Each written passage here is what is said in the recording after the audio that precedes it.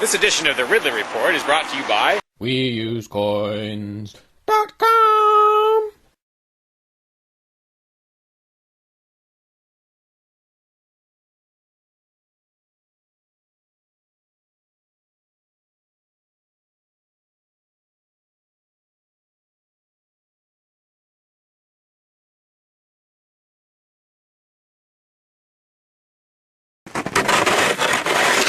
When I was out there a couple years ago, I tried to do a video, I got rid of some of the ice and did a little video about it, suggesting maybe that I shouldn't be the only one.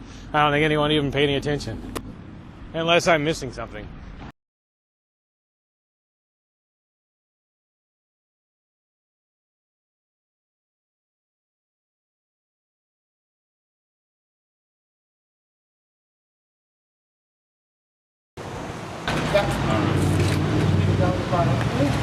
Yeah, Free Staters are always saying more Mayberry, less Fallujah.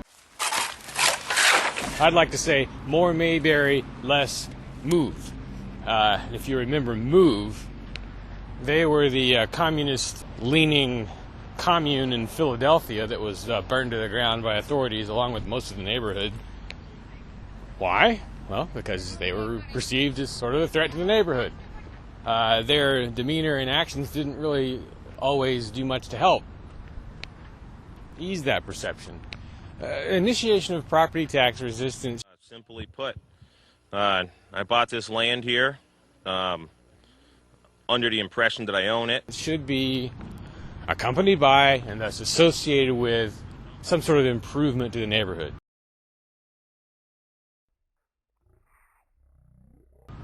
I mean, if you so much as sit on the porch at the CAC and have a conversation, there's a pretty good chance you're going to disturb some neighbors because they're that close. Imagine how much negativity there's going to be toward the CAC, toward Ian, as the place starts to become a real ground zero of some kind of property tax revolt. Because a lot of things will probably have to be done at or near the CAC to harden it in some way against the authorities. Once that 3-year mark is crossed and the place can be seized, there's going to have to be quite a few people there at all times so that when they come for it, the maximum stink can be raised. But again, it's in such a residential neighborhood that the stink is going to be a double-edged sword. My expectation would be that on the day they come for the house, the authorities will impose...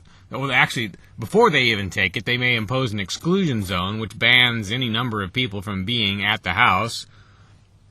On the day they take it, they will probably block roads leading to it.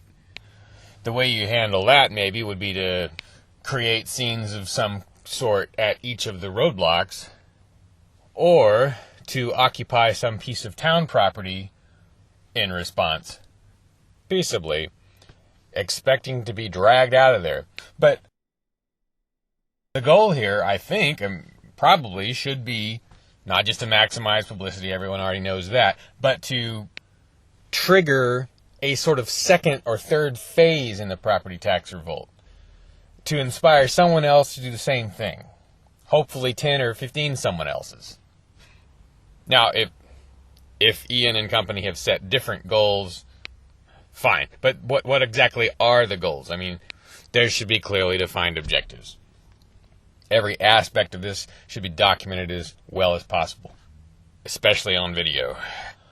What would be relatively ideal is if there were some situation that could be created where the Free Keeners, Ian, whoever, are able to broadcast live inside some ongoing situation. So would that require barricades of some kind? Would it require boarding up the windows? Should there be some method by which the people inside the home can render the home unusable to the bad guys after they've got it? Again, in a peaceable manner. Retreating armies, I guess in the days of old, would, well, I don't know if it was always done by retreating armies, but someone would sow the ground with salt, right, so you couldn't grow there. The Swiss, in their time, made plans to eliminate infrastructure on their withdrawal from Nazi troops in the event of an invasion. In our less warlike situation, what are the options for the Free Keeners?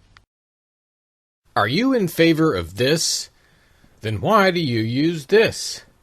Instead, maybe you should use this. Spending a government's currency does more than anything else to prop up that government. Please, starve the monster by using other currencies when you can. The most exciting of these is Bitcoin, the currency of peace. Inflation resistant, it's the easiest money to send and receive over the web. Get started at WeUseCoins.com.